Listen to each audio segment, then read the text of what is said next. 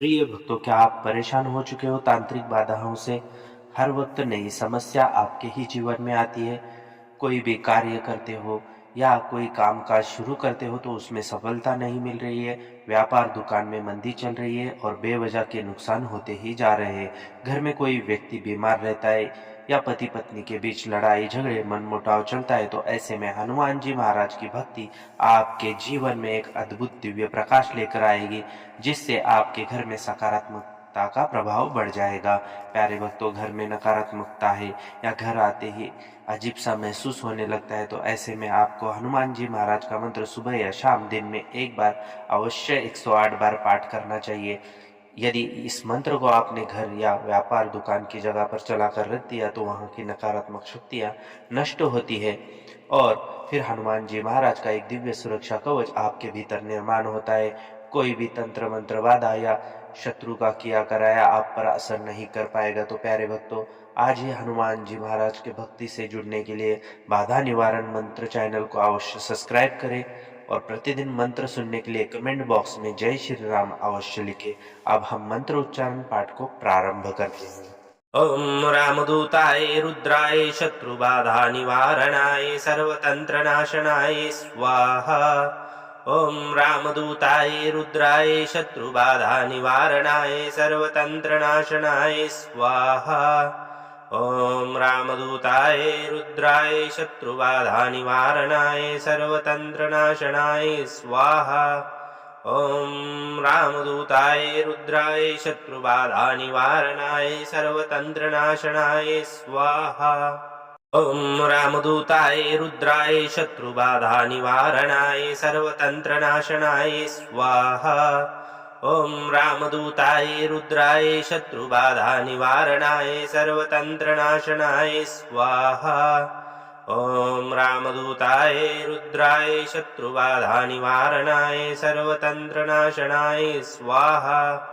ओम रामदूताय रुद्राय शत्रुबाधा निवारणाय सर्वतंत्रनाशनाय स्वाहा। ओम रामदूताय रुद्राय शत्रुबाधा निवारणाय सर्वतंत्रनाशनाय स्वाहा। ओम रामदूताय रुद्राय शत्रुबाधा निवारणाय सर्वतंत्रनाशनाय स्वाहा। ओम रामदूताय रुद्राय शत्रुबाधा निवारणाय सर्वतंत्रनाशनाय स्वाहा। ओम रामदूताय रुद्राय शत्रुबाधा निवारणाय सर्वतंत्रनाशनाय स्वाहा। ओम रामदूताय रुद्राय शत्रुबाधा निवारणाय सर्वतंत्रनाशनाय स्वाहा। ओम रामदूताय रुद्राय शत्रुबाधा निवारणाय सर्वतंत्रनाशनाय स्वाहा। ओम रामदूताय रुद्राय शत्रुबाधा निवारणाय सर्वतंत्रनाशनाय स्वाहा। ओम रामदूताय रुद्राय शत्रुबाधा निवारणाय सर्वतंत्रनाशनाय स्वाहा। ओम रामदूताय रुद्राय शत्रुबाधा निवारणाय सर्वतंत्रनाशनाय स्वाहा। ओम रामदूताय रुद्राय शत्रुबाधा निवारणाय सर्वतंत्रनाशनाय स्वाहा। ओम रामदूताय रुद्राय शत्रुबाधा निवारणाय सर्वतंत्रनाशनाय स्वाहा। ओम रामदूताय रुद्राय शत्रुबाधा निवारणाय सर्वतंत्रनाशनाय स्वाहा। ओम रामदूताय रुद्राय शत्रुबाधा निवारणाय सर्वतंत्रनाशनाय स्वाहा। ओम रामदूताय रुद्राय शत्रुबाधा निवारणाय सर्वतंत्रनाशनाय स्वाहा। ओम रामदूताय रुद्राय शत्रुबाधा निवारणाय सर्वतंत्रनाशनाय स्वाहा।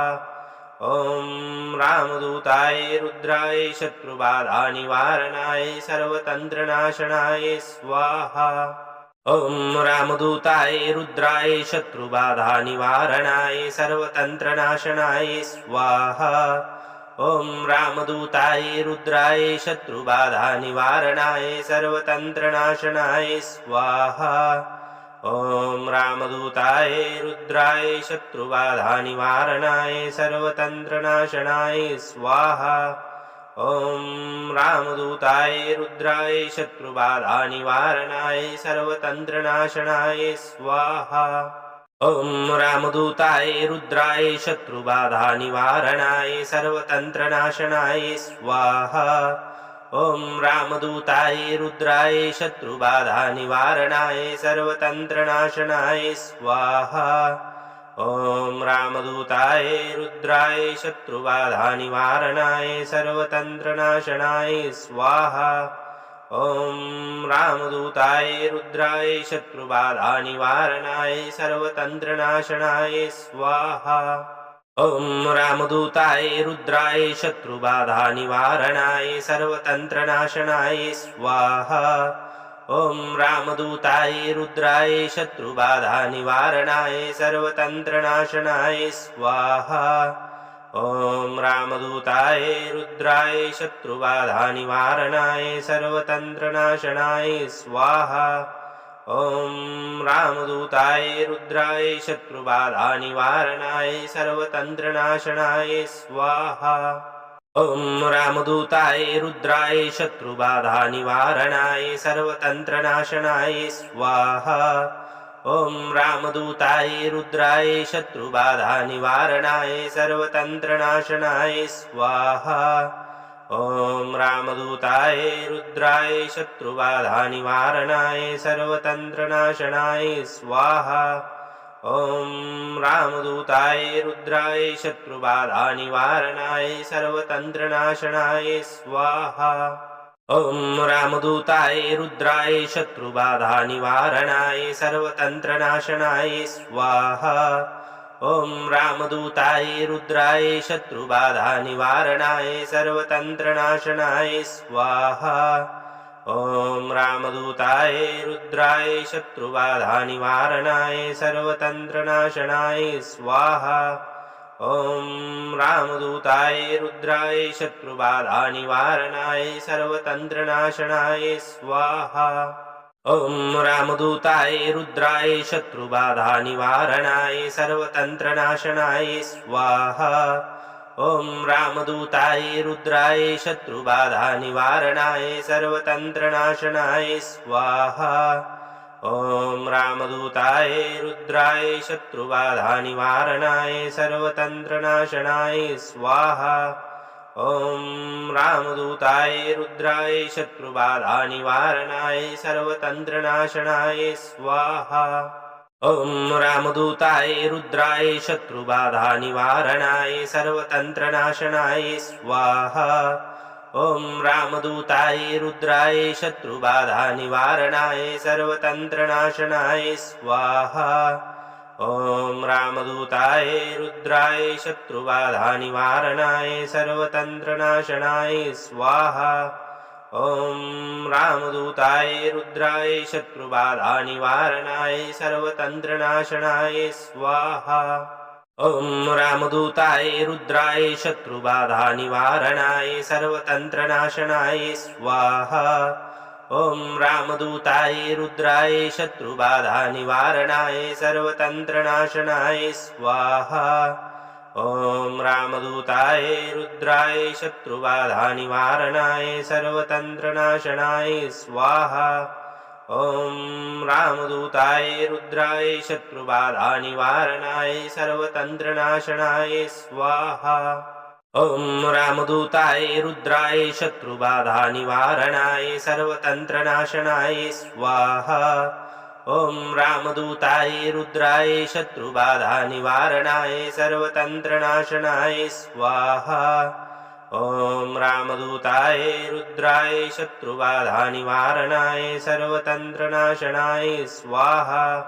ॐ रामदूताय रुद्राय शत्रुबाधानिवारणाय सर्वतन्त्रनाशनाय स्वाहा। ॐ रामदूताय रुद्राय शत्रुबाधानिवारणाय सर्वतन्त्रनाशनाय स्वाहा।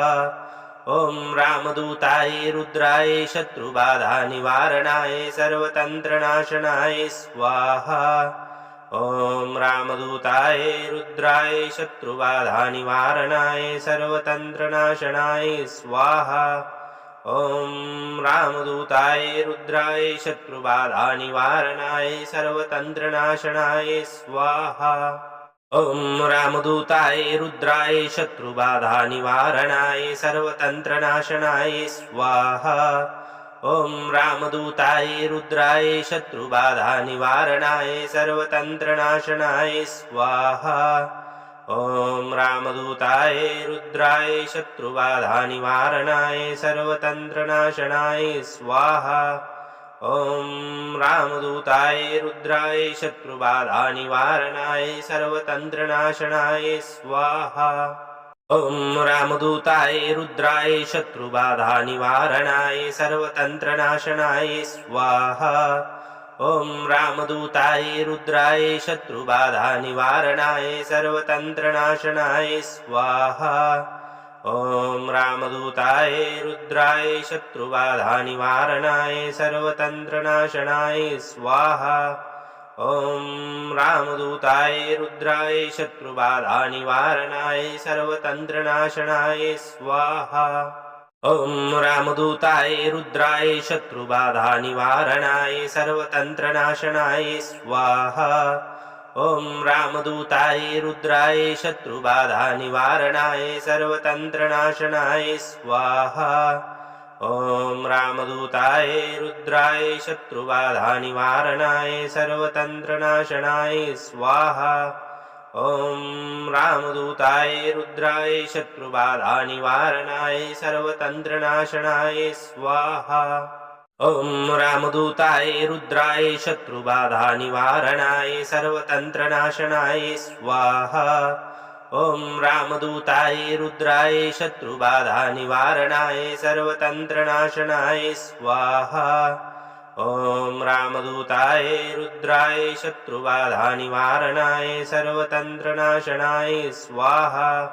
ॐ रामदूताय रुद्राय शत्रुबाधानिवारणाय सर्वतन्त्रनाशनाय स्वाहा। ॐ रामदूताय रुद्राय शत्रुबाधानिवारणाय सर्वतन्त्रनाशनाय स्वाहा। ॐ रामदूताय रुद्राय शत्रुबाधानिवारणाय सर्वतन्त्रनाशनाय स्वाहा। ॐ रामदूताय रुद्राय शत्रुबाधानिवारणाय सर्वतन्त्रनाशनाय स्वाहा। ॐ रामदूताय रुद्राय शत्रुबाधानिवारणाय सर्वतन्त्रनाशनाय स्वाहा। ॐ रामदूताय रुद्राय शत्रुबाधानिवारणाय सर्वतन्त्रनाशनाय स्वाहा। ॐ रामदूताय रुद्राय शत्रुबाधानिवारणाय सर्वतन्त्रनाशनाय स्वाहा। ॐ रामदूताय रुद्राय शत्रुबाधानिवारणाय सर्वतन्त्रनाशनाय स्वाहा। ॐ रामदूताय रुद्राय शत्रुबाधानिवारणाय सर्वतन्त्रनाशनाय स्वाहा। ॐ रामदूताय रुद्राय शत्रुबाधानिवारणाय सर्वतन्त्रनाशनाय स्वाहा। ॐ रामदूताय रुद्राय शत्रुबाधानिवारणाय सर्वतन्त्रनाशनाय स्वाहा। ॐ रामदूताय रुद्राय शत्रुबाधानिवारणाय सर्वतन्त्रनाशनाय स्वाहा। ॐ रामदूताय रुद्राय शत्रुबाधानिवारणाय सर्वतन्त्रनाशनाय स्वाहा। ॐ रामदूताय रुद्राय शत्रुबाधानिवारणाय सर्वतन्त्रनाशनाय स्वाहा। ॐ रामदूताय रुद्राय शत्रुबाधानिवारणाय सर्वतन्त्रनाशनाय स्वाहा। ॐ रामदूताय रुद्राय शत्रुबाधानिवारणाय सर्वतन्त्रनाशनाय स्वाहा। ॐ रामदूताय रुद्राय शत्रुबाधानिवारणाय सर्वतन्त्रनाशनाय स्वाहा। ॐ रामदूताय रुद्राय शत्रुबाधानिवारणाय सर्वतन्त्रनाशनाय स्वाहा। ॐ रामदूताय रुद्राय शत्रुबाधानिवारणाय सर्वतन्त्रनाशनाय स्वाहा। ॐ रामदूताय रुद्राय शत्रुबाधानिवारणाय सर्वतन्त्रनाशनाय स्वाहा। ॐ रामदूताय रुद्राय शत्रुबाधानिवारणाय सर्वतन्त्रनाशनाय स्वाहा। ॐ रामदूताय रुद्राय शत्रुबाधानिवारणाय सर्वतन्त्रनाशनाय स्वाहा। ॐ रामदूताय रुद्राय शत्रुबाधानिवारणाय सर्वतन्त्रनाशनाय स्वाहा। ॐ रामदूताय रुद्राय शत्रुबाधानिवारणाय सर्वतन्त्रनाशनाय स्वाहा। ॐ रामदूताय रुद्राय शत्रुबाधानिवारणाय सर्वतन्त्रनाशनाय स्वाहा। ॐ रामदूताय रुद्राय शत्रुबाधानिवारणाय सर्वतन्त्रनाशनाय स्वाहा। ॐ रामदूताय रुद्राय शत्रुबाधानिवारणाय सर्वतन्त्रनाशनाय स्वाहा। ॐ रामदूताय रुद्राय शत्रुबाधानिवारणाय सर्वतन्त्रनाशनाय स्वाहा। ॐ रामदूताय रुद्राय शत्रुबाधानिवारणाय सर्वतन्त्रनाशनाय स्वाहा। ॐ रामदूताय रुद्राय शत्रुबाधानिवारणाय सर्वतन्त्रनाशनाय स्वाहा। ॐ रामदूताय रुद्राय शत्रुबाधानिवारणाय सर्वतन्त्रनाशनाय स्वाहा। ॐ रामदूताय रुद्राय शत्रुबाधानिवारणाय सर्वतन्त्रनाशनाय स्वाहा। ॐ रामदूताय रुद्राय शत्रुबाधानिवारणाय सर्वतन्त्रनाशनाय स्वाहा। ॐ रामदूताय रुद्राय शत्रुबाधानिवारणाय सर्वतन्त्रनाशनाय स्वाहा। ॐ रामदूताय रुद्राय शत्रुबाधानिवारणाय सर्वतन्त्रनाशनाय स्वाहा। ॐ रामदूताय रुद्राय शत्रुबाधानिवारणाय सर्वतन्त्रनाशनाय स्वाहा। ॐ रामदूताय रुद्राय शत्रुबाधानिवारणाय सर्वतन्त्रनाशनाय स्वाहा। ॐ रामदूताय रुद्राय शत्रुबाधानिवारणाय सर्वतन्त्रनाशनाय स्वाहा। ॐ रामदूताय रुद्राय शत्रुबाधानिवारणाय सर्वतन्त्रनाशनाय स्वाहा। ॐ रामदूताय रुद्राय शत्रुबाधानिवारणाय सर्वतन्त्रनाशनाय स्वाहा। ॐ रामदूताय रुद्राय शत्रुबाधानिवारणाय सर्वतन्त्रनाशनाय स्वाहा।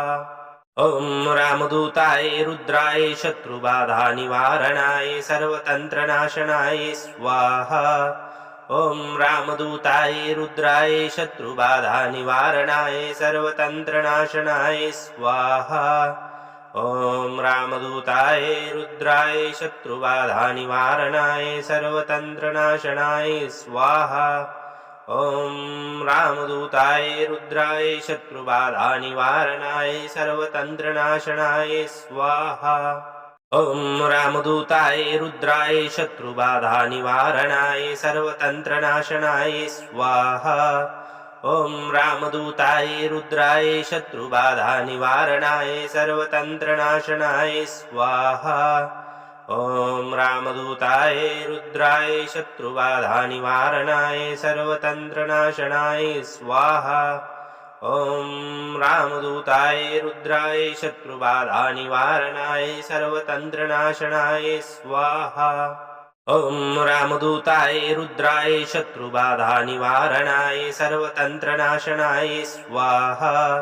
ॐ रामदूताय रुद्राय शत्रुबाधानिवारणाय सर्वतन्त्रनाशनाय स्वाहा।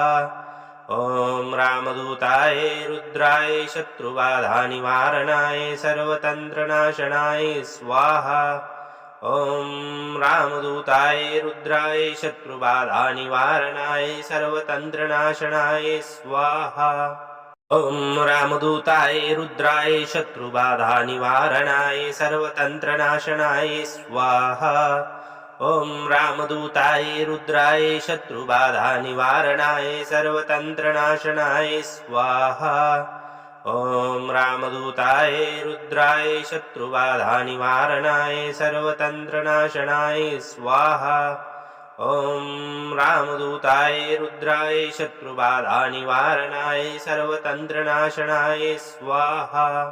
ॐ रामदूताय रुद्राय शत्रुबाधानिवारणाय सर्वतन्त्रनाशनाय स्वाहा। ॐ रामदूताय रुद्राय शत्रुबाधानिवारणाय सर्वतन्त्रनाशनाय स्वाहा। ॐ रामदूताय रुद्राय शत्रुबाधानिवारणाय सर्वतन्त्रनाशनाय स्वाहा। ॐ रामदूताय रुद्राय शत्रुबाधानिवारणाय सर्वतन्त्रनाशनाय स्वाहा। ॐ रामदूताय रुद्राय शत्रुबाधानिवारणाय सर्वतन्त्रनाशनाय स्वाहा।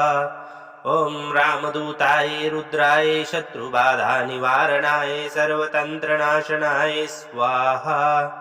ॐ रामदूताय रुद्राय शत्रुबाधानिवारणाय सर्वतन्त्रनाशनाय स्वाहा। ॐ रामदूताय रुद्राय शत्रुबाधानिवारणाय सर्वतन्त्रनाशनाय स्वाहा। ॐ रामदूताय रुद्राय शत्रुबाधानिवारणाय सर्वतन्त्रनाशनाय स्वाहा।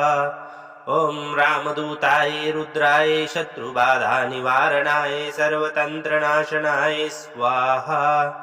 ॐ रामदूताय रुद्राय शत्रुबाधानिवारणाय सर्वतन्त्रनाशनाय स्वाहा। ॐ रामदूताय रुद्राय शत्रुबाधानिवारणाय सर्वतन्त्रनाशनाय स्वाहा। ॐ रामदूताय रुद्राय शत्रुबाधानिवारणाय सर्वतन्त्रनाशनाय स्वाहा।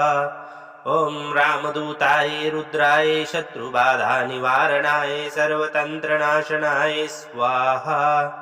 ॐ रामदूताय रुद्राय शत्रुबाधानिवारणाय सर्वतन्त्रनाशनाय स्वाहा। ॐ रामदूताय रुद्राय शत्रुबाधानिवारणाय सर्वतन्त्रनाशनाय स्वाहा।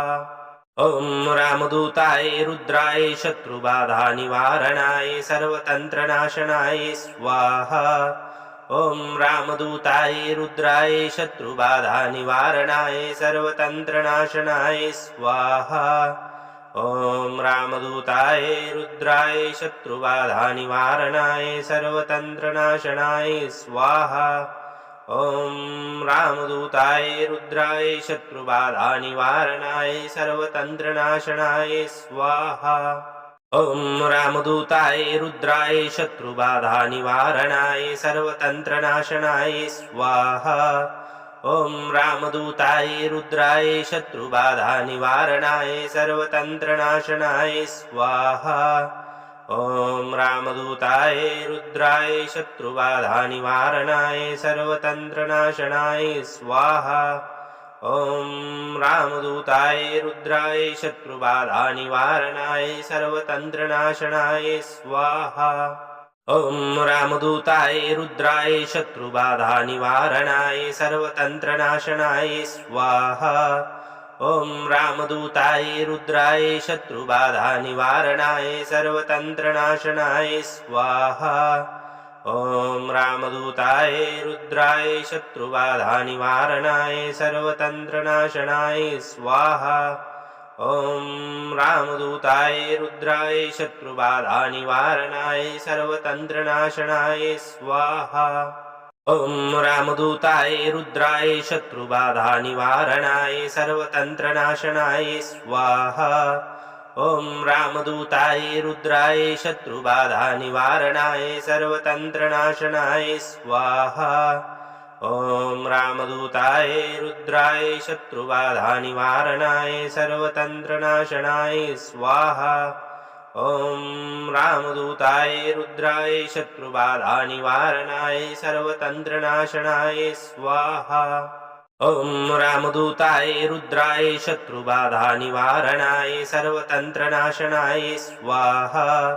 ॐ रामदूताय रुद्राय शत्रुबाधानिवारणाय सर्वतन्त्रनाशनाय स्वाहा। ॐ रामदूताय रुद्राय शत्रुबाधानिवारणाय सर्वतन्त्रनाशनाय स्वाहा। ॐ रामदूताय रुद्राय शत्रुबाधानिवारणाय सर्वतन्त्रनाशनाय स्वाहा। ॐ रामदूताय रुद्राय शत्रुबाधानिवारणाय सर्वतन्त्रनाशनाय स्वाहा। ॐ रामदूताय रुद्राय शत्रुबाधानिवारणाय सर्वतन्त्रनाशनाय स्वाहा। ॐ रामदूताय रुद्राय शत्रुबाधानिवारणाय सर्वतन्त्रनाशनाय स्वाहा। ॐ रामदूताय रुद्राय शत्रुबाधानिवारणाय सर्वतन्त्रनाशनाय स्वाहा। ॐ रामदूताय रुद्राय शत्रुबाधानिवारणाय सर्वतन्त्रनाशनाय स्वाहा। ॐ रामदूताय रुद्राय शत्रुबाधानिवारणाय सर्वतन्त्रनाशनाय स्वाहा। ॐ रामदूताय रुद्राय शत्रुबाधानिवारणाय सर्वतन्त्रनाशनाय स्वाहा। ॐ रामदूताय रुद्राय शत्रुबाधानिवारणाय सर्वतन्त्रनाशनाय स्वाहा। ॐ रामदूताय रुद्राय शत्रुबाधानिवारणाय सर्वतन्त्रनाशनाय स्वाहा। ॐ रामदूताय रुद्राय शत्रुबाधानिवारणाय सर्वतन्त्रनाशनाय स्वाहा। ॐ रामदूताय रुद्राय शत्रुबाधानिवारणाय सर्वतन्त्रनाशनाय स्वाहा। ॐ रामदूताय रुद्राय शत्रुबाधानिवारणाय सर्वतन्त्रनाशनाय स्वाहा। ॐ रामदूताय रुद्राय शत्रुबाधानिवारणाय सर्वतन्त्रनाशनाय स्वाहा। ॐ रामदूताय रुद्राय शत्रुबाधानिवारणाय सर्वतन्त्रनाशनाय स्वाहा। ॐ रामदूताय रुद्राय शत्रुबाधानिवारणाय सर्वतन्त्रनाशनाय स्वाहा। ॐ रामदूताय रुद्राय शत्रुबाधानिवारणाय सर्वतन्त्रनाशनाय स्वाहा। ॐ रामदूताय रुद्राय शत्रुबाधानिवारणाय सर्वतन्त्रनाशनाय स्वाहा। ॐ रामदूताय रुद्राय शत्रुबाधानिवारणाय सर्वतन्त्रनाशनाय स्वाहा। ॐ रामदूताय रुद्राय शत्रुबाधानिवारणाय सर्वतन्त्रनाशनाय स्वाहा। ॐ रामदूताय रुद्राय शत्रुबाधानिवारणाय सर्वतन्त्रनाशनाय स्वाहा। ॐ रामदूताय रुद्राय शत्रुबाधानिवारणाय सर्वतन्त्रनाशनाय स्वाहा। ॐ रामदूताय रुद्राय शत्रुबाधानिवारणाय सर्वतन्त्रनाशनाय स्वाहा। ॐ रामदूताय रुद्राय शत्रुबाधानिवारणाय सर्वतन्त्रनाशनाय स्वाहा। ॐ रामदूताय रुद्राय शत्रुबाधानिवारणाय सर्वतन्त्रनाशनाय स्वाहा। ॐ रामदूताय रुद्राय शत्रुबाधानिवारणाय सर्वतन्त्रनाशनाय स्वाहा।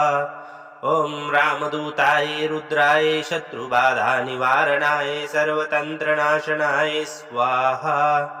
ॐ रामदूताय रुद्राय शत्रुबाधानिवारणाय सर्वतन्त्रनाशनाय स्वाहा। ॐ रामदूताय रुद्राय शत्रुबाधानिवारणाय सर्वतन्त्रनाशनाय स्वाहा। ॐ रामदूताय रुद्राय शत्रुबाधानिवारणाय सर्वतन्त्रनाशनाय स्वाहा। ॐ रामदूताय रुद्राय शत्रुबाधानिवारणाय सर्वतन्त्रनाशनाय स्वाहा। ॐ रामदूताय रुद्राय शत्रुबाधानिवारणाय सर्वतन्त्रनाशनाय स्वाहा। ॐ रामदूताय रुद्राय शत्रुबाधानिवारणाय सर्वतन्त्रनाशनाय स्वाहा। ॐ रामदूताय रुद्राय शत्रुबाधानिवारणाय सर्वतन्त्रनाशनाय स्वाहा। ॐ रामदूताय रुद्राय शत्रुबाधानिवारणाय सर्वतन्त्रनाशनाय स्वाहा। ॐ रामदूताय रुद्राय शत्रुबाधानिवारणाय सर्वतन्त्रनाशनाय स्वाहा। ॐ रामदूताय रुद्राय शत्रुबाधानिवारणाय सर्वतन्त्रनाशनाय स्वाहा। ॐ रामदूताय रुद्राय शत्रुबाधानिवारणाय सर्वतन्त्रनाशनाय स्वाहा। ॐ रामदूताय रुद्राय शत्रुबाधानिवारणाय सर्वतन्त्रनाशनाय स्वाहा। ॐ रामदूताय रुद्राय शत्रुबाधानिवारणाय सर्वतन्त्रनाशनाय स्वाहा। ॐ रामदूताय रुद्राय शत्रुबाधानिवारणाय सर्वतन्त्रनाशनाय स्वाहा। ॐ रामदूताय रुद्राय शत्रुबाधानिवारणाय सर्वतन्त्रनाशनाय स्वाहा। ॐ रामदूताय रुद्राय शत्रुबाधानिवारणाय सर्वतन्त्रनाशनाय स्वाहा। ॐ रामदूताय रुद्राय शत्रुबाधानिवारणाय सर्वतन्त्रनाशनाय स्वाहा। ॐ रामदूताय रुद्राय शत्रुबाधानिवारणाय सर्वतन्त्रनाशनाय स्वाहा। ॐ रामदूताय रुद्राय शत्रुबाधानिवारणाय सर्वतन्त्रनाशनाय स्वाहा। ॐ रामदूताय रुद्राय शत्रुबाधानिवारणाय सर्वतन्त्रनाशनाय स्वाहा। ॐ रामदूताय रुद्राय शत्रुबाधानिवारणाय सर्वतन्त्रनाशनाय स्वाहा। ॐ रामदूताय रुद्राय शत्रुबाधानिवारणाय सर्वतन्त्रनाशनाय स्वाहा। ॐ रामदूताय रुद्राय शत्रुबाधानिवारणाय सर्वतन्त्रनाशनाय स्वाहा। ॐ रामदूताय रुद्राय शत्रुबाधानिवारणाय सर्वतन्त्रनाशनाय स्वाहा। ॐ रामदूताय रुद्राय शत्रुबाधानिवारणाय सर्वतन्त्रनाशनाय स्वाहा। ॐ रामदूताय रुद्राय शत्रुबाधानिवारणाय सर्वतन्त्रनाशनाय स्वाहा। ॐ रामदूताय रुद्राय शत्रुबाधानिवारणाय सर्वतन्त्रनाशनाय स्वाहा। ॐ रामदूताय रुद्राय शत्रुबाधानिवारणाय सर्वतन्त्रनाशनाय स्वाहा। ॐ रामदूताय रुद्राय शत्रुबाधानिवारणाय सर्वतन्त्रनाशनाय स्वाहा।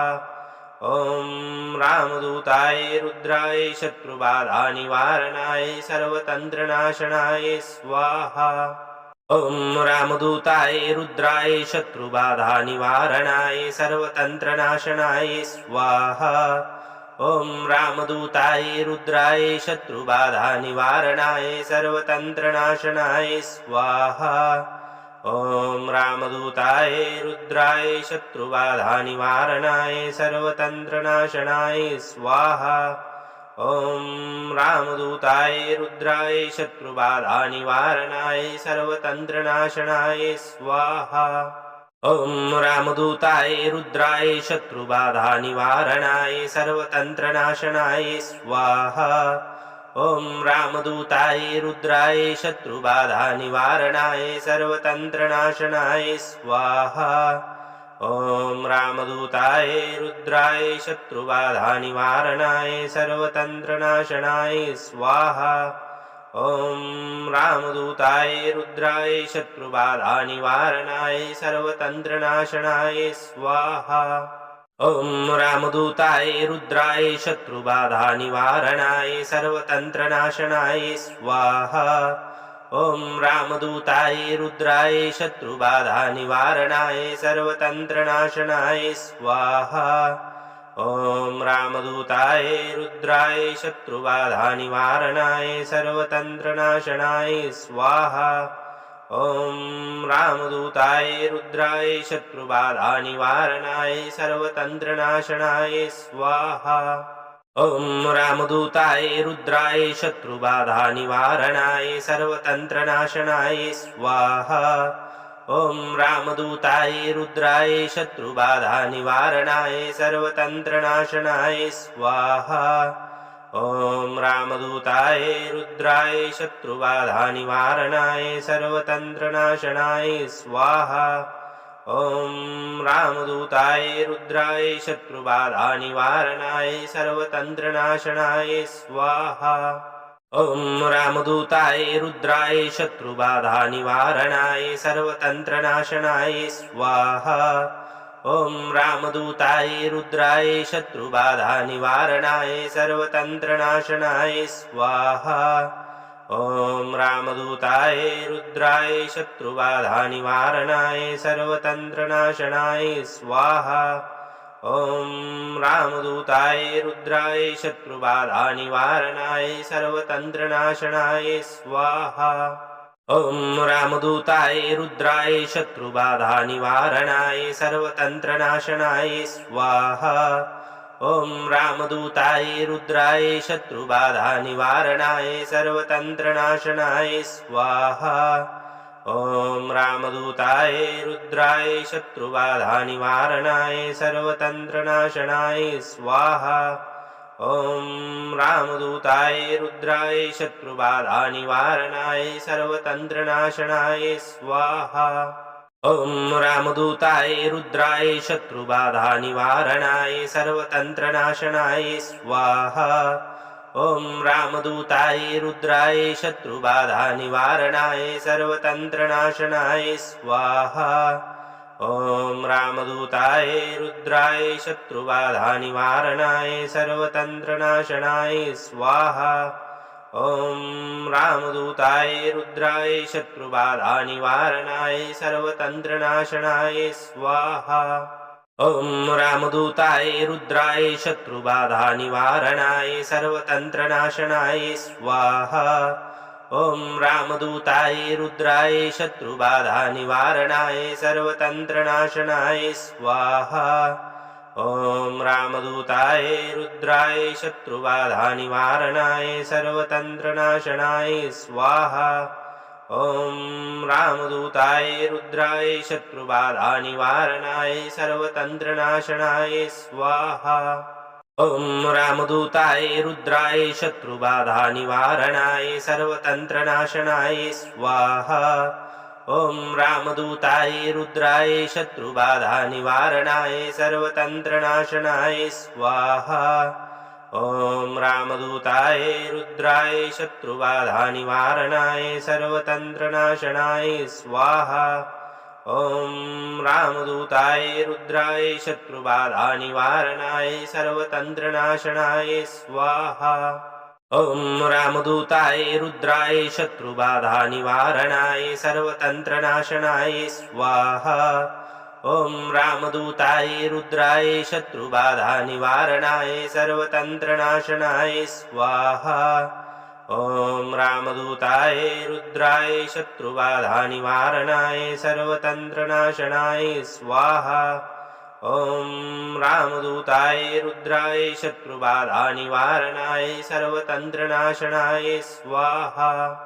ॐ रामदूताय रुद्राय शत्रुबाधानिवारणाय सर्वतन्त्रनाशनाय स्वाहा। ॐ रामदूताय रुद्राय शत्रुबाधानिवारणाय सर्वतन्त्रनाशनाय स्वाहा। ॐ रामदूताय रुद्राय शत्रुबाधानिवारणाय सर्वतन्त्रनाशनाय स्वाहा।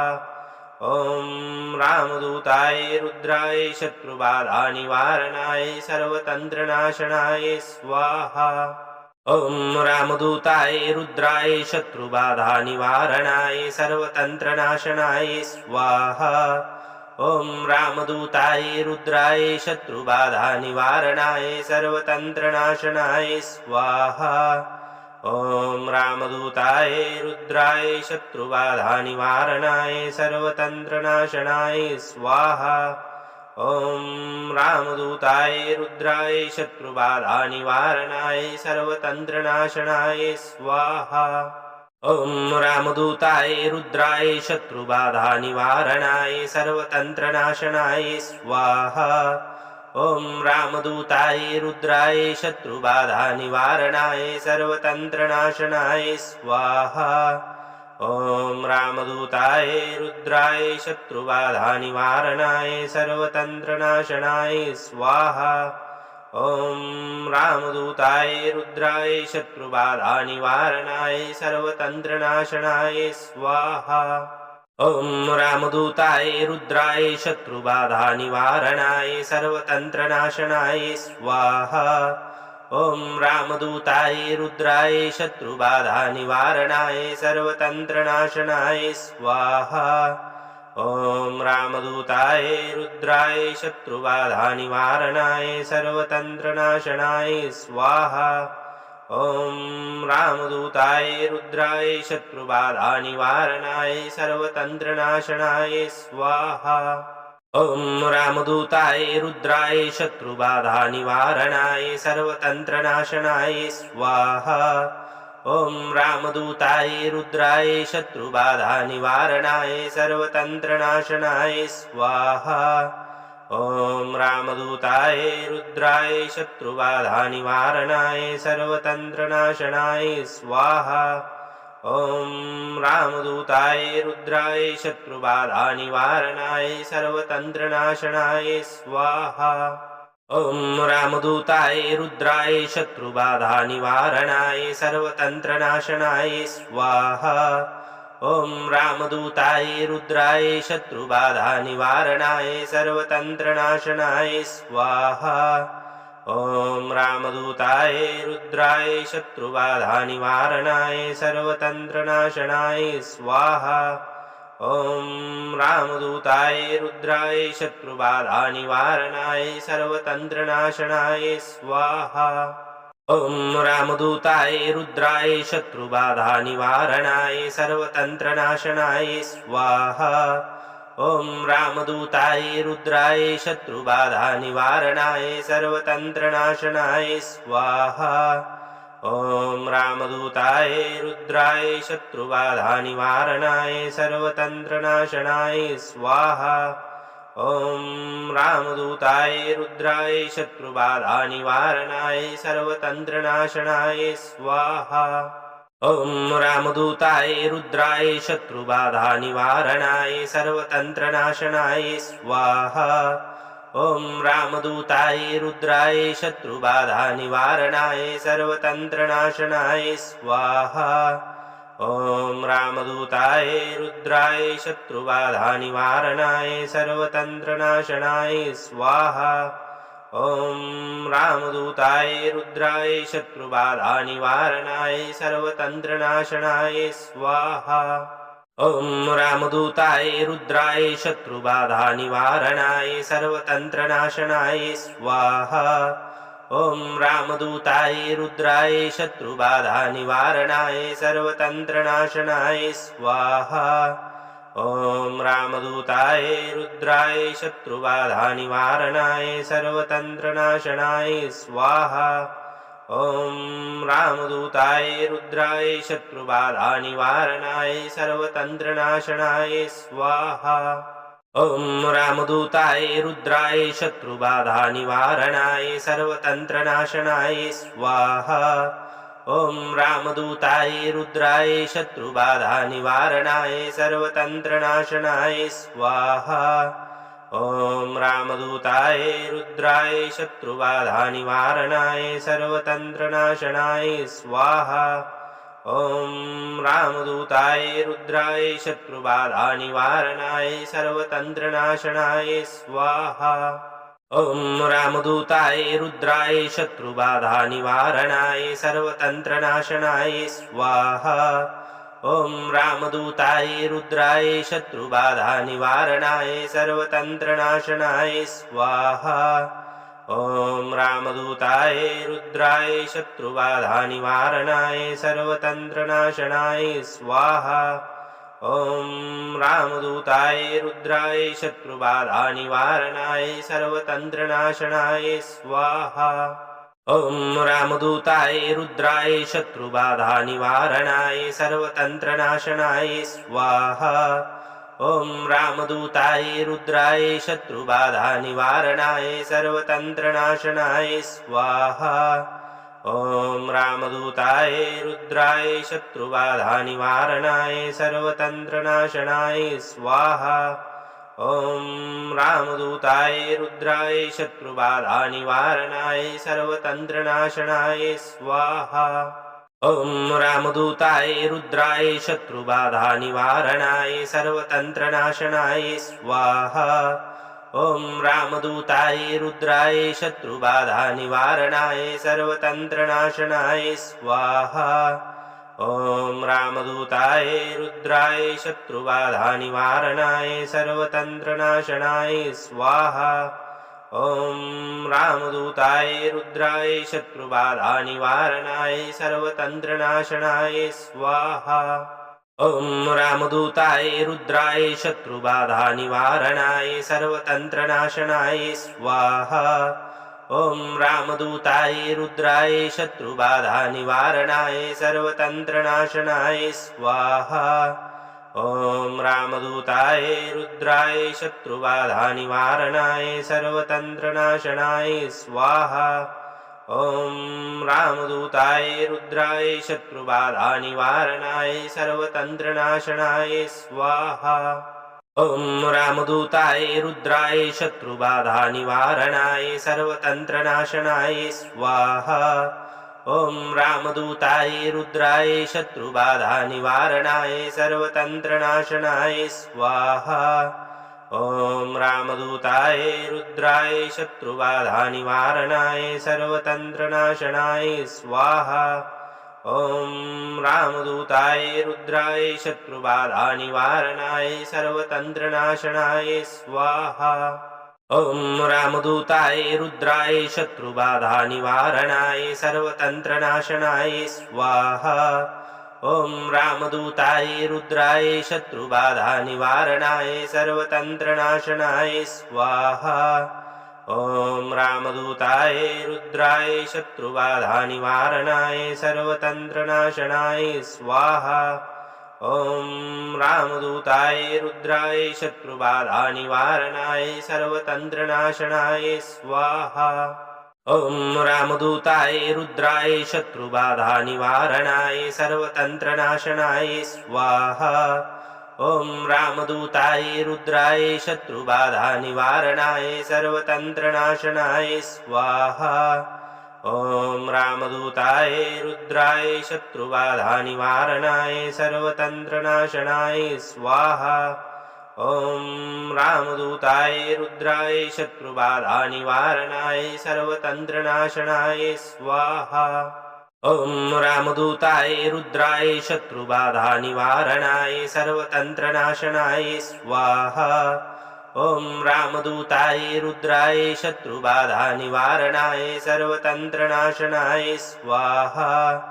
ॐ रामदूताय रुद्राय शत्रुबाधानिवारणाय सर्वतन्त्रनाशनाय स्वाहा। ॐ रामदूताय रुद्राय शत्रुबाधानिवारणाय सर्वतन्त्रनाशनाय स्वाहा। ॐ रामदूताय रुद्राय शत्रुबाधानिवारणाय सर्वतन्त्रनाशनाय स्वाहा। ॐ रामदूताय रुद्राय शत्रुबाधानिवारणाय सर्वतन्त्रनाशनाय स्वाहा। ॐ रामदूताय रुद्राय शत्रुबाधानिवारणाय सर्वतन्त्रनाशनाय स्वाहा। ॐ रामदूताय रुद्राय शत्रुबाधानिवारणाय सर्वतन्त्रनाशनाय स्वाहा। ॐ रामदूताय रुद्राय शत्रुबाधानिवारणाय सर्वतन्त्रनाशनाय स्वाहा।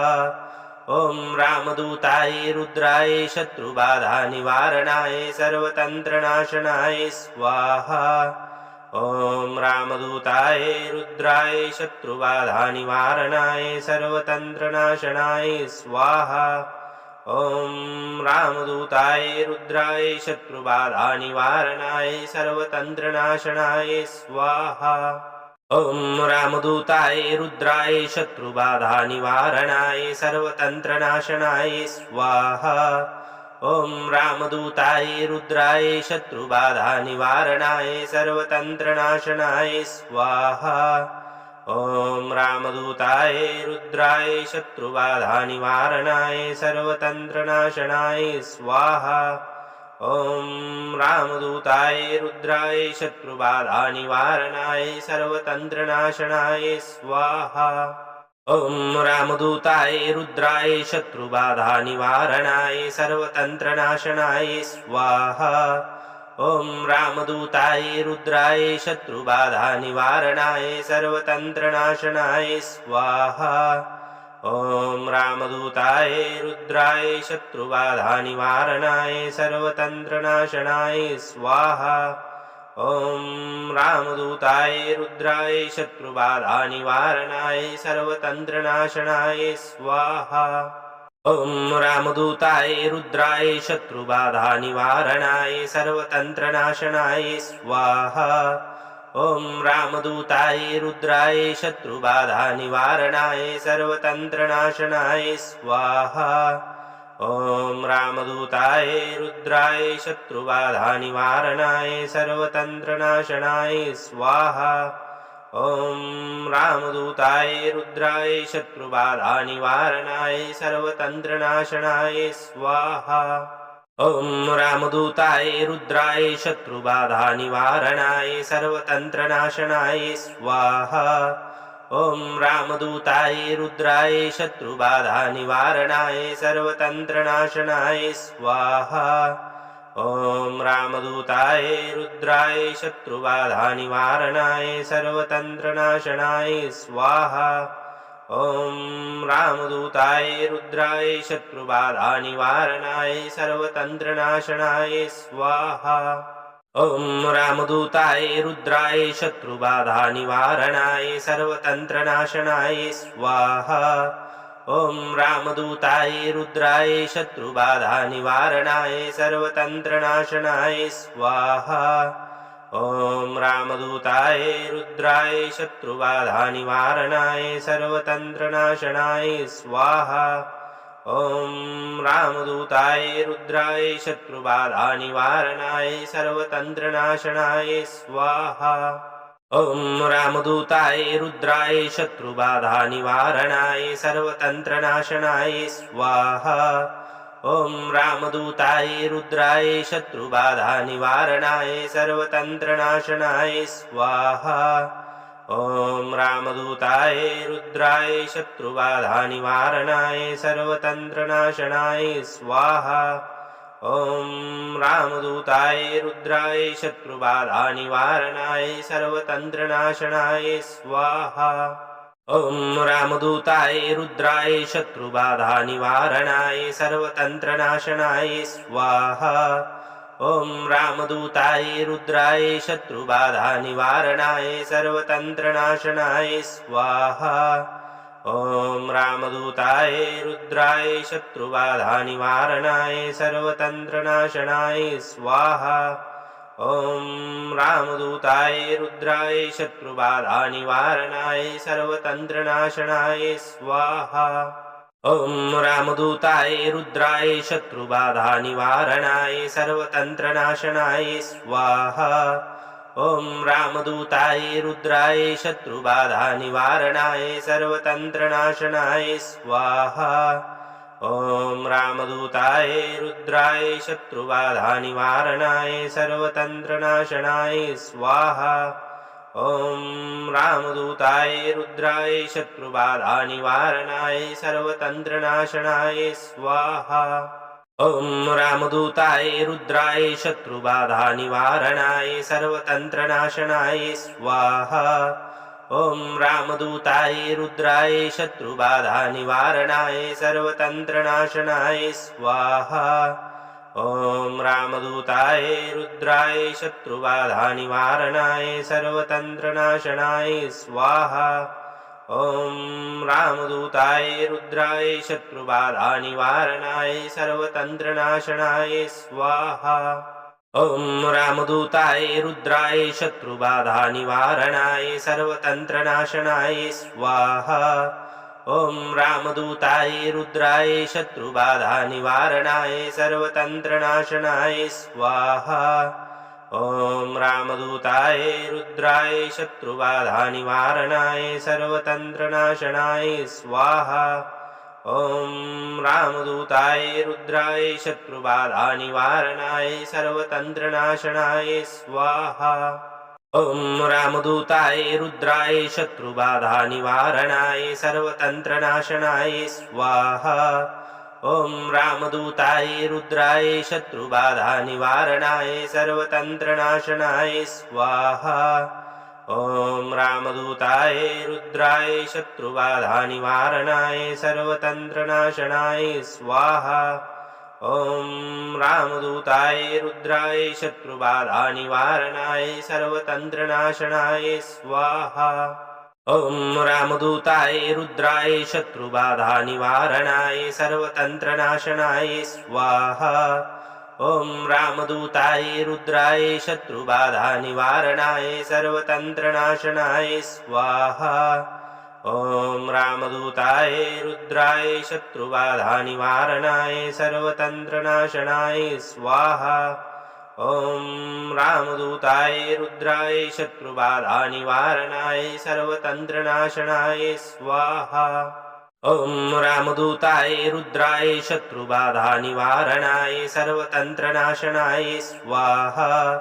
ॐ रामदूताय रुद्राय शत्रुबाधानिवारणाय सर्वतन्त्रनाशनाय स्वाहा। ॐ रामदूताय रुद्राय शत्रुबाधानिवारणाय सर्वतन्त्रनाशनाय स्वाहा। ॐ रामदूताय रुद्राय शत्रुबाधानिवारणाय सर्वतन्त्रनाशनाय स्वाहा। ॐ रामदूताय रुद्राय शत्रुबाधानिवारणाय सर्वतन्त्रनाशनाय स्वाहा। ॐ रामदूताय रुद्राय शत्रुबाधानिवारणाय सर्वतन्त्रनाशनाय स्वाहा। ॐ रामदूताय रुद्राय शत्रुबाधानिवारणाय सर्वतन्त्रनाशनाय स्वाहा। ॐ रामदूताय रुद्राय शत्रुबाधानिवारणाय सर्वतन्त्रनाशनाय स्वाहा। ॐ रामदूताय रुद्राय शत्रुबाधानिवारणाय सर्वतन्त्रनाशनाय स्वाहा। ॐ रामदूताय रुद्राय शत्रुबाधानिवारणाय सर्वतन्त्रनाशनाय स्वाहा। ॐ रामदूताय रुद्राय शत्रुबाधानिवारणाय सर्वतन्त्रनाशनाय स्वाहा। ॐ रामदूताय रुद्राय शत्रुबाधानिवारणाय सर्वतन्त्रनाशनाय स्वाहा। ॐ रामदूताय रुद्राय शत्रुबाधानिवारणाय सर्वतन्त्रनाशनाय स्वाहा। ॐ रामदूताय रुद्राय शत्रुबाधानिवारणाय सर्वतन्त्रनाशनाय स्वाहा। ॐ रामदूताय रुद्राय शत्रुबाधानिवारणाय सर्वतन्त्रनाशनाय स्वाहा। ॐ रामदूताय रुद्राय शत्रुबाधानिवारणाय सर्वतन्त्रनाशनाय स्वाहा। ॐ रामदूताय रुद्राय शत्रुबाधानिवारणाय सर्वतन्त्रनाशनाय स्वाहा। ॐ रामदूताय रुद्राय शत्रुबाधानिवारणाय सर्वतन्त्रनाशनाय स्वाहा। ॐ रामदूताय रुद्राय शत्रुबाधानिवारणाय सर्वतन्त्रनाशनाय स्वाहा। ॐ रामदूताय रुद्राय शत्रुबाधानिवारणाय सर्वतन्त्रनाशनाय स्वाहा। ॐ रामदूताय रुद्राय शत्रुबाधानिवारणाय सर्वतन्त्रनाशनाय स्वाहा। ॐ रामदूताय रुद्राय शत्रुबाधानिवारणाय सर्वतन्त्रनाशनाय स्वाहा। ॐ रामदूताय रुद्राय शत्रुबाधानिवारणाय सर्वतन्त्रनाशनाय स्वाहा। ॐ रामदूताय रुद्राय शत्रुबाधानिवारणाय सर्वतन्त्रनाशनाय स्वाहा। ॐ रामदूताय रुद्राय शत्रुबाधानिवारणाय सर्वतन्त्रनाशनाय स्वाहा। ॐ रामदूताय रुद्राय शत्रुबाधानिवारणाय सर्वतन्त्रनाशनाय स्वाहा। ॐ रामदूताय रुद्राय शत्रुबाधानिवारणाय सर्वतन्त्रनाशनाय स्वाहा। ॐ रामदूताय रुद्राय शत्रुबाधानिवारणाय सर्वतन्त्रनाशनाय स्वाहा। ॐ रामदूताय रुद्राय शत्रुबाधानिवारणाय सर्वतन्त्रनाशनाय स्वाहा। ॐ रामदूताय रुद्राय शत्रुबाधानिवारणाय सर्वतन्त्रनाशनाय स्वाहा। ॐ रामदूताय रुद्राय शत्रुबाधानिवारणाय सर्वतन्त्रनाशनाय स्वाहा। ॐ रामदूताय रुद्राय शत्रुबाधानिवारणाय सर्वतन्त्रनाशनाय स्वाहा। ॐ रामदूताय रुद्राय शत्रुबाधानिवारणाय सर्वतन्त्रनाशनाय स्वाहा। ॐ रामदूताय रुद्राय शत्रुबाधानिवारणाय सर्वतन्त्रनाशनाय स्वाहा। ॐ रामदूताय रुद्राय शत्रुबाधानिवारणाय सर्वतन्त्रनाशनाय स्वाहा। ॐ रामदूताय रुद्राय शत्रुबाधानिवारणाय सर्वतन्त्रनाशनाय स्वाहा। ॐ रामदूताय रुद्राय शत्रुबाधानिवारणाय सर्वतन्त्रनाशनाय स्वाहा। ॐ रामदूताय रुद्राय शत्रुबाधानिवारणाय सर्वतन्त्रनाशनाय स्वाहा।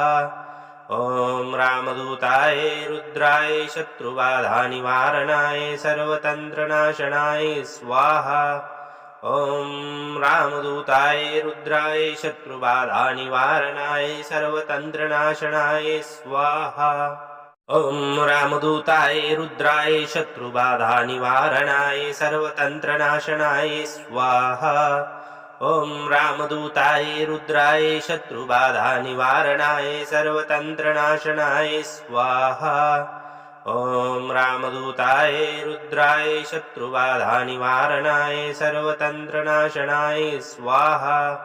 ॐ रामदूताय रुद्राय शत्रुबाधानिवारणाय सर्वतन्त्रनाशनाय स्वाहा।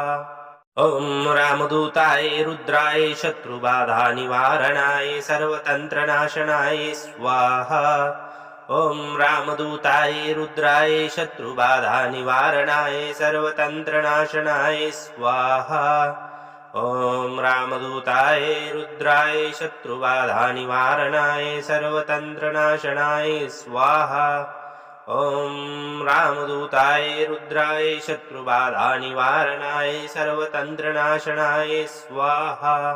ॐ रामदूताय रुद्राय शत्रुबाधानिवारणाय सर्वतन्त्रनाशनाय स्वाहा।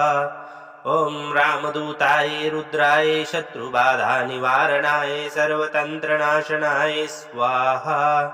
ॐ रामदूताय रुद्राय शत्रुबाधानिवारणाय सर्वतन्त्रनाशनाय स्वाहा।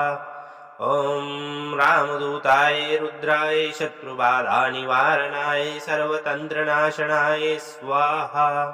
ॐ रामदूताय रुद्राय शत्रुबाधानिवारणाय सर्वतन्त्रनाशनाय स्वाहा।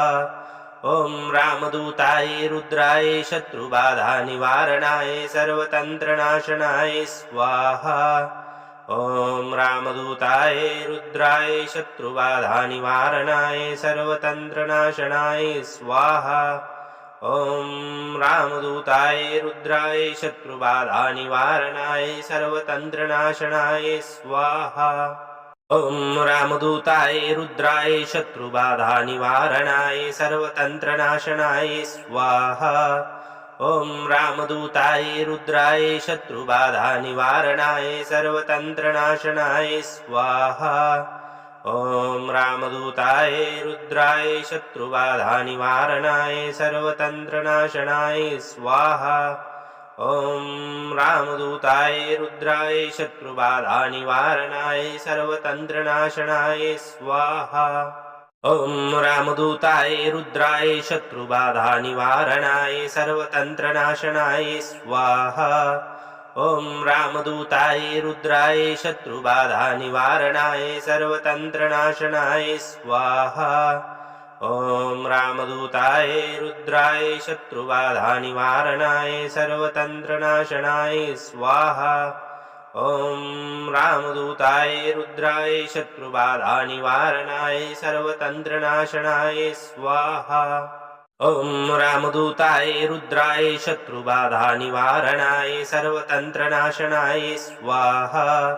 ॐ रामदूताय रुद्राय शत्रुबाधानिवारणाय सर्वतन्त्रनाशनाय स्वाहा। ॐ रामदूताय रुद्राय शत्रुबाधानिवारणाय सर्वतन्त्रनाशनाय स्वाहा। ॐ रामदूताय रुद्राय शत्रुबाधानिवारणाय सर्वतन्त्रनाशनाय स्वाहा। ॐ रामदूताय रुद्राय शत्रुबाधानिवारणाय सर्वतन्त्रनाशनाय स्वाहा। ॐ रामदूताय रुद्राय शत्रुबाधानिवारणाय सर्वतन्त्रनाशनाय स्वाहा। ॐ रामदूताय रुद्राय शत्रुबाधानिवारणाय सर्वतन्त्रनाशनाय स्वाहा। ॐ रामदूताय रुद्राय शत्रुबाधानिवारणाय सर्वतन्त्रनाशनाय स्वाहा। ॐ रामदूताय रुद्राय शत्रुबाधानिवारणाय सर्वतन्त्रनाशनाय स्वाहा। ॐ रामदूताय रुद्राय शत्रुबाधानिवारणाय सर्वतन्त्रनाशनाय स्वाहा। ॐ रामदूताय रुद्राय शत्रुबाधानिवारणाय सर्वतन्त्रनाशनाय स्वाहा। ॐ रामदूताय रुद्राय शत्रुबाधानिवारणाय सर्वतन्त्रनाशनाय स्वाहा। ॐ रामदूताय रुद्राय शत्रुबाधानिवारणाय सर्वतन्त्रनाशनाय स्वाहा। ॐ रामदूताय रुद्राय शत्रुबाधानिवारणाय सर्वतन्त्रनाशनाय स्वाहा। ॐ रामदूताय रुद्राय शत्रुबाधानिवारणाय सर्वतन्त्रनाशनाय स्वाहा। ॐ रामदूताय रुद्राय शत्रुबाधानिवारणाय सर्वतन्त्रनाशनाय स्वाहा। ॐ रामदूताय रुद्राय शत्रुबाधानिवारणाय सर्वतन्त्रनाशनाय स्वाहा। ॐ रामदूताय रुद्राय शत्रुबाधानिवारणाय सर्वतन्त्रनाशनाय स्वाहा। ॐ रामदूताय रुद्राय शत्रुबाधानिवारणाय सर्वतन्त्रनाशनाय स्वाहा। ॐ रामदूताय रुद्राय शत्रुबाधानिवारणाय सर्वतन्त्रनाशनाय स्वाहा। ॐ रामदूताय रुद्राय शत्रुबाधानिवारणाय सर्वतन्त्रनाशनाय स्वाहा। ॐ रामदूताय रुद्राय शत्रुबाधानिवारणाय सर्वतन्त्रनाशनाय स्वाहा। ॐ रामदूताय रुद्राय शत्रुबाधानिवारणाय सर्वतन्त्रनाशनाय स्वाहा। ॐ रामदूताय रुद्राय शत्रुबाधानिवारणाय सर्वतन्त्रनाशनाय स्वाहा। ॐ रामदूताय रुद्राय शत्रुबाधानिवारणाय सर्वतन्त्रनाशनाय स्वाहा। ॐ रामदूताय रुद्राय शत्रुबाधानिवारणाय सर्वतन्त्रनाशनाय स्वाहा। ॐ रामदूताय रुद्राय शत्रुबाधानिवारणाय सर्वतन्त्रनाशनाय स्वाहा। ॐ रामदूताय रुद्राय शत्रुबाधानिवारणाय सर्वतन्त्रनाशनाय स्वाहा। ॐ रामदूताय रुद्राय शत्रुबाधानिवारणाय सर्वतन्त्रनाशनाय स्वाहा। ॐ रामदूताय रुद्राय शत्रुबाधानिवारणाय सर्वतन्त्रनाशनाय स्वाहा। ॐ रामदूताय रुद्राय शत्रुबाधानिवारणाय सर्वतन्त्रनाशनाय स्वाहा। ॐ रामदूताय रुद्राय शत्रुबाधानिवारणाय सर्वतन्त्रनाशनाय स्वाहा। ॐ रामदूताय रुद्राय शत्रुबाधानिवारणाय सर्वतन्त्रनाशनाय स्वाहा।